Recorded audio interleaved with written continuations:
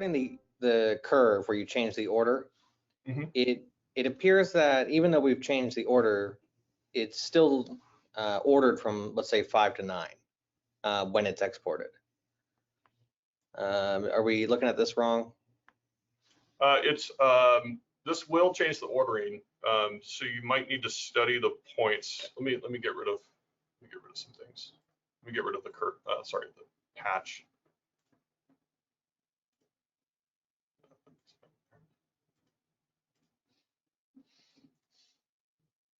So these points again are these names have. I don't know. I can't remember if you can rename a particular point. Oh yeah. So the automatically assigned names might be the issue here. So I'm going to name these ABCD. Let me get rid of these. Oh no, that's fine. Okay, so I named each of these points ABCD. And then if I look at the export, you should be a matching name in here. Might be wrong.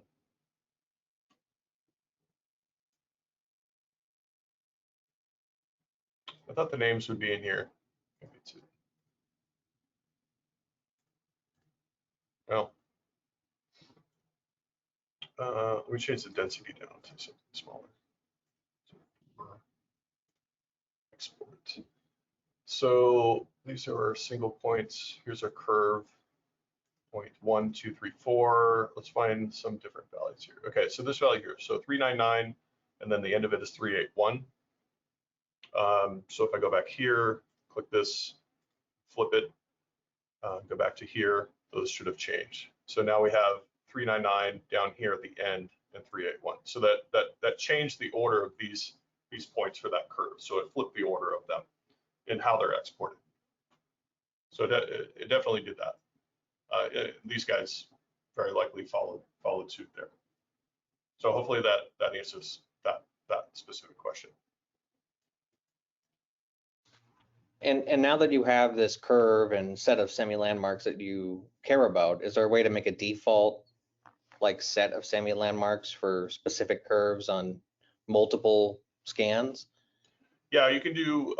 You can set up templates to represent the set of points that you want, and place those onto your specimen. So let's say for this guy, let's say I wanted to do that. So let's say I did points. I wanted these 4 points here. Let me change. Let me delete these and start over.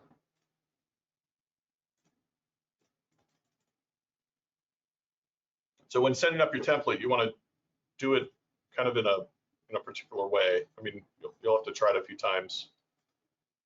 Delete all this stuff.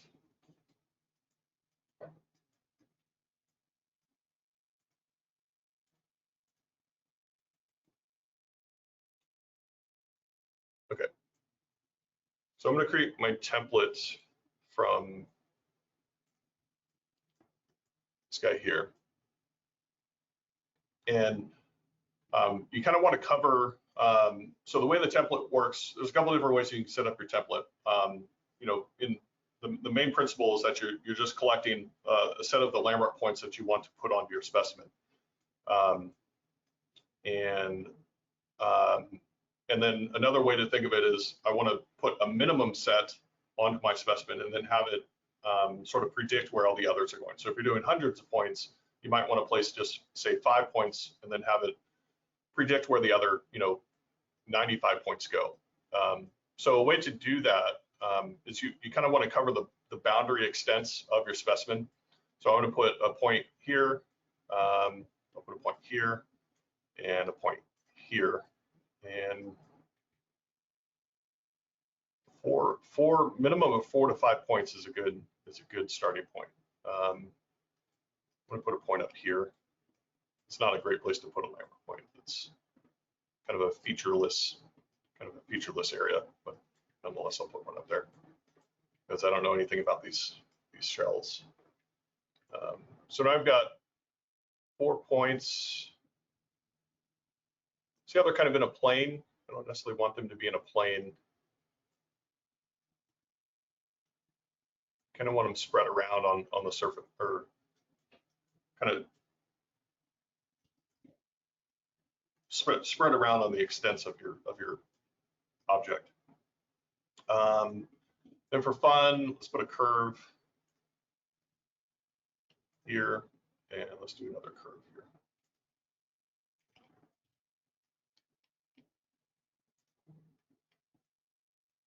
I'll continue that. So let's do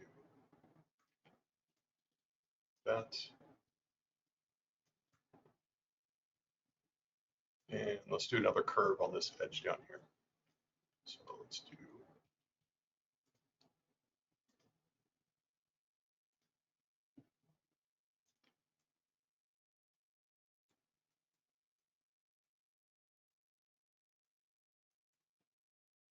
a curve like that. So what I'm going to do is I'm going to use those first 4 points as my anchor points. And then I'm going to have it automatically apply all of these other guys. So I'm going to create my template, new template, shells, and I'm going to pick my 4. So you can see I got my 4 points and I got my curves. If you name them, you'll be able to see the names here, which will make things a little bit easier. So I'm going to make my points, my anchor points, and then I'm going to make my curves things that are automatically placed over here. So that's what splits this up. If you leave things over here, they don't get added to the template. To the template.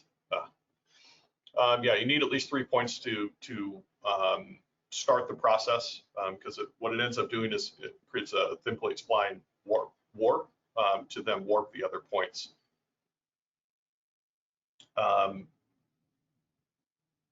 And then save it. So Chris Robinson asked another question, like how do you, if you have a missing point, how do you, or is there a way to predict where that missing point would be? This is a way to do that. So what you could do is you could take your point set, create a template, and then have it predict that missing point by excluding this, which I'll show you in a bit. Okay, so now I created the template from specimen C of the shell. So I'm going to go to specimen D. So I created the template from here, and then I'm going to go to specimen D here, this guy, and see if we can apply that template to this shell. So the way we do that, we go back to the template, go to our templates wizard. We got our shells template stored here, selected here, and I'm going to do the anchor points. And what that's going to do is it's going to require me to place those anchor points first onto my surface. So I click start. So it wants to know where point 1 is. Now, if you built your template properly, you gave these things names, and if you're a shell expert, you know what the names of the different points are. I'm not a shell expert, so I don't know what they are. And I can't remember where I put the points. I think I put them, I think the next one is here. Next one is here. And the other one is like up here somewhere. So now that I place those 4 points, it automatically brings in the extras as these light blue colors. And it's using a thin plate spline warp to guesstimate where those should be. And so if I move any of my points around, it updates that thin plate spline warp and then moves the others. So now what I can do is I can grab these and I can adjust their positions. So I can say, oh no, it should be over here. And as every time you update a point, it updates that warp to make it more precise for that specimen. So I've got some curves there. And these guys are off in space. So to get these on the surface, so again, if I have it over here, I can't really move it onto a surface. So I'm going to rotate it so that the surface is behind it, so that when I click my point, it has a place to snap to.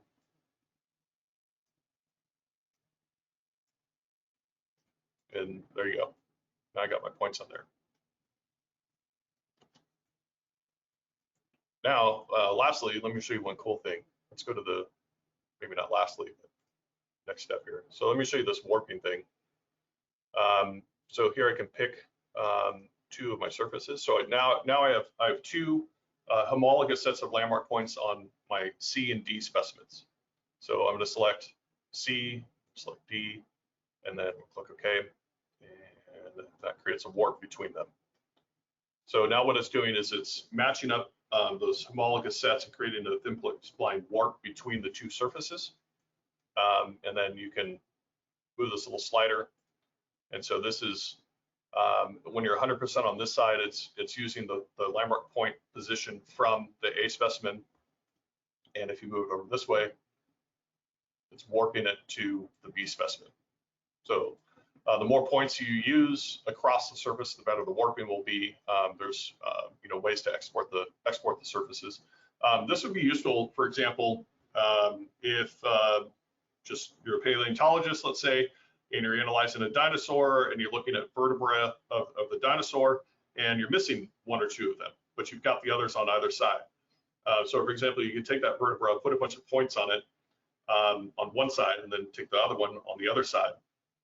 And then you can do a warp between them. And so if you know that there's a third vertebra in between those two, you can do a 50% warp between those two to create literally the shape of that missing vertebra.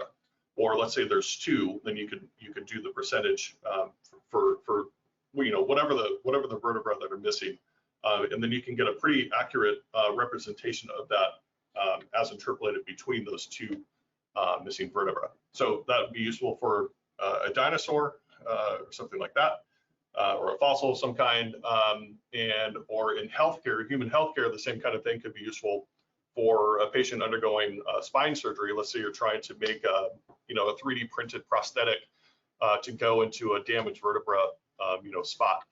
You could do the same kind of thing. Let me see if there's a couple other questions that were provided beforehand.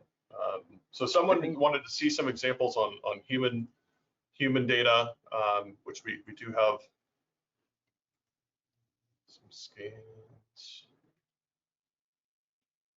Something happened.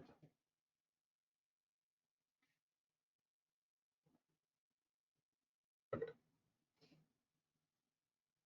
So I think we're a bit out of time. I don't know if people want to hang around or ask questions, or but we should probably start wrapping this up. But whether you have human data or other specimen, you can kind of use it for anything you want. If you need to put points on things, this is a good tool to do that. So this is a cone beam CT scan, and you can do all the same things.